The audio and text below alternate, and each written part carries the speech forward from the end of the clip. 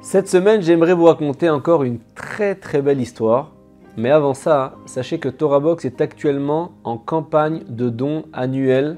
On a besoin de vos dons une fois dans l'année. Merci de cliquer sur le lien qui est en description de cette vidéo ou même sur le lien qui s'affiche en dessous de moi. Sachez que pour continuer à soutenir le judaïsme français, à vous soutenir, à vous renforcer dans la Torah, à vous rapprocher d'Hachem, on a besoin une fois dans l'année de votre don. Alors si mon histoire vous plaît, merci de nous aider une fois dans l'année. C'est l'histoire d'un rav célèbre en Israël qui est parti il y a quelques mois rencontrer des familles du Nord qui ont été évacuées en raison de la guerre actuelle en Israël. Le rav arrive donc dans un célèbre hôtel de la ville de Tibériade qui s'est reconverti en un refuge pour les populations déplacées. La situation n'est pas facile pour les familles, elles vivent depuis des mois loin de chez elles et elles n'aspirent qu'à une chose, elles veulent la paix pour rentrer chez elles et reprendre le cours de leur vie. On en parle très peu dans les médias. Le rav, lui, fait de son mieux pour leur apporter des paroles de renforcement, de Emouna, et à la fin de son intervention, il leur lance un chaleureux « Je vous aime ». Et là, au premier rang, une jeune fille lève la main. Elle livre une vraie pensée de sagesse sur les enseignements du rav. Elle lui dit ensuite avec une voix douce, une voix pure, une voix de bonté. Elle lui dit « Rav, nous tous ici, on vous aime aussi ». Le rav est touché au plus profond de lui-même par les paroles de la jeune fille, parce que cette jeune fille, elle dégage tellement de pureté, de sincérité. C'est tellement rare. Le rav va à la rencontre du père de la fille et il lui demande « Monsieur, par quel mérite avez-vous eu une telle fille ?» Le papa sourit et il dit « Rav, je vais vous raconter une histoire que vous n'avez jamais entendue de votre vie. J'habite aujourd'hui à Kiryat Shmona et voilà qu'avec ma femme, après 25 ans de mariage, on n'avait toujours pas d'enfant. On a appris au bout d'un certain temps que nous n'avions aucune chance d'en avoir. Cette nouvelle a été très difficile à accepter, mais finalement, on s'est résolu d'une certaine façon, on s'est habitué à vivre sans enfant. Après tout, même le grand Rav, le Chazon Ish, n'avait pas d'enfant, le Rabbi de Lubavitch non plus, leurs élèves étaient leurs enfants, alors que faire d'autre ? Et il se trouve que j'avais un voisin, un homme très sympa, avec qui j'entretenais de très bonnes relations, qui avait un fils, une fille. Il s'appelait Yosef et Dina. Malheureusement, Yosef a commencé à sortir du droit chemin, de la Torah, et il est devenu un adolescent qu'on appelle rebelle. Il s'est mis à consommer toutes sortes de drogues, fréquenter toutes sortes de mauvais endroits, et sa sœur Dina a suivi le même chemin. Et voilà qu'un matin, donc mon voisin, leurs parents, vient me voir et il me dit « Tu n'as pas d'enfant, c'est vrai, mais moi, c'est comme si j'en avais pas. Franchement, est-ce que ça vaut la peine d'avoir des enfants aussi nuls, aussi pourris, qui sortent du chemin, un chemin propre, avec tout ce que je leur ai enseigné? Je crois que c'est mieux de ne pas en avoir du tout. » Ces mots ont été très durs à entendre, surtout pour moi qui en a toujours rêvé d'avoir des enfants. Je lui ai dit « Cher voisin, sache que tes enfants sont comme les miens. Je vais commencer par m'occuper d'abord de Yosef. Est-ce que tu es d'accord ?» Le voisin dit oui, même s'il est dépité. Il lui dit « Je vais voir Yosef. » Et là, je lui dis « Dis-moi, quel genre de voiture tu veux? N'importe quelle voiture, je vais l'acheter pour toi. » Le jeune rebelle Yosef a commencé à rigoler, mais il me voit pas rire. Alors il me dit « Waouh, t'es sérieux ou tu te payes ma tête ?» Là, je le rassure, je lui dis « Écoute, j'ai beaucoup d'argent à la banque parce que j'ai un excellent métier et j'ai jamais eu de dépenses liées aux enfants. J'ai pas d'enfants, j'ai plein d'argent. Donc oui, je suis sérieux, je vais t'acheter une voiture. Je te demande qu'une seule chose en échange. » Yosef, il commence à froncer les sourcils. Il s'attend à ce que je lui tende un piège. Il me demande qu'est-ce que je veux en contrepartie. Je lui dis écoute, c'est simple. Moi, je veux que tu arrêtes de faire toutes tes folies, de consommer de la drogue, d'aller dans des endroits malsains. Est-ce que tu es d'accord?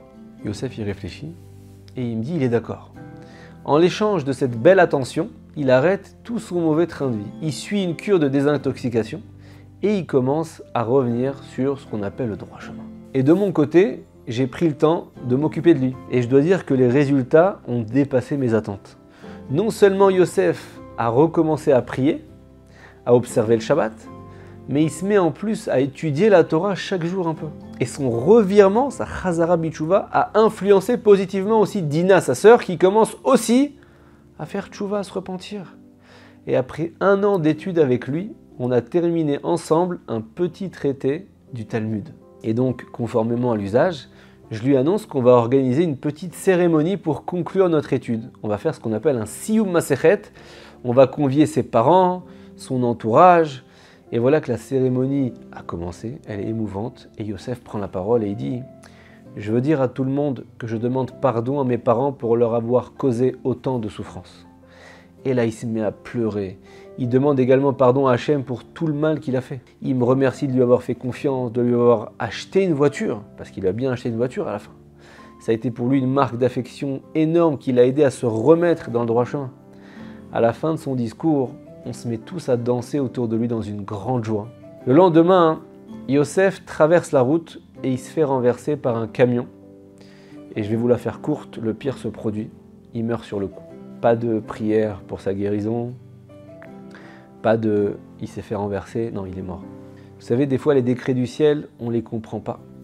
Exactement comme on ne peut pas comprendre comment le 7 octobre 2023 et tout ce qu'on vit depuis cette date a pu toucher notre pays avec une armée aussi réputée que la nôtre, des services de renseignement censés être les plus performants au monde. On n'est rien dans ce monde et chaque instant vaut son pesant d'or. Bref, on est dans la période des Shiva, la semaine du deuil de ce petit Yosef. Et là, je me conforme à cette période douloureuse exactement comme si j'étais le père de Yosef aux côtés de son vrai père. Je déchire ma chemise en signe d'affliction. Et à la fin des Shiva, je monte au cimetière avec mon voisin. Et là, devant la tombe de son fils, le papa récite la prière, le Kaddish, il se met à pleurer et il hurle vers le ciel. « Maître du monde, tu m'as pris mon fils. Je me permets de te demander une faveur. Prends la neshama de mon fils, certes, cette grande âme, et confie-la à mon ami. Donne-lui un enfant à mon ami, mon voisin, il se dirige vers moi. Il en sera plus digne que je ne l'ai été. » Je ne vous dis pas la stupeur qui a saisi notre communauté quand 1 an plus tard, après 25 ans d'attente, mon épouse accouche d'un garçon. Je vous passe l'émotion extrême pendant la Brit Mila. Je suis le sandak de mon propre fils que je nomme Yosef. Et à la fin de la cérémonie, mon voisin s'approche de moi pour prendre une bénédiction. Et il me bénit en disant, non seulement tu mérites un Yosef pour avoir fait faire teshuva à mon fils Yosef, mais tu mérites aussi une Dina, parce que ma fille Dina est revenue à la religion grâce à toi, grâce à l'aide précieuse que tu as apportée à mon fils Yosef. Qu'Hachem te fasse mériter d'avoir aussi une fille et d'accomplir la mitzvah de procréer, puisque la mitzvah intervient à partir du moment où on a un garçon et une fille, et il me souhaite de peupler la terre, d'avoir au moins un fils et une fille. Vous devinez tout seul la suite. 1 an et demi plus tard, on a eu une fille qu'on a appelée Dina. Le Rav à qui ce père raconte l'histoire est bouleversé. Et juste après avoir terminé son récit, le papa présente au Rav ses 2 enfants. Voilà, Yosef et Dina, c'est mes 2 enfants, ces 2 grandes âmes. Ils sont toujours assis au premier rang, que ce soit en classe, à la synagogue ou pour écouter une conférence comme la vôtre. L'histoire est terminée. On voit à quel point une action de bienfaisance, un chesed, n'est jamais perdu. Bien au contraire, elle peut sauver des vies. Alors c'est vrai que c'est triste, cette histoire. Il faut savoir placer une distance émotionnelle avec nos enfants pour les aider et les regarder comme s'ils étaient les enfants d'un voisin que nous apprécions. La façon dont on les voit maintenant, c'est pas ce qu'ils seront plus tard. Il faut être patient et regarder à long terme. Nos enfants vivent dans leur propre monde. Leur neshama suit un chemin qui leur est propre, qui n'a rien à voir avec le nôtre. C'est pas évident à vivre, mais n'oublions pas que presque tous les grands personnages de notre histoire ont eu des problèmes avec leurs enfants. Adam, Noach, Abraham, Yitzhak, Yaakov, le roi David, le roi Salomon, Eli HaKohen, Shmuel, Chizkiyahu, Shimon HaTzadik, j'en passe. Je vous souhaite à tous Shabbat Shalom.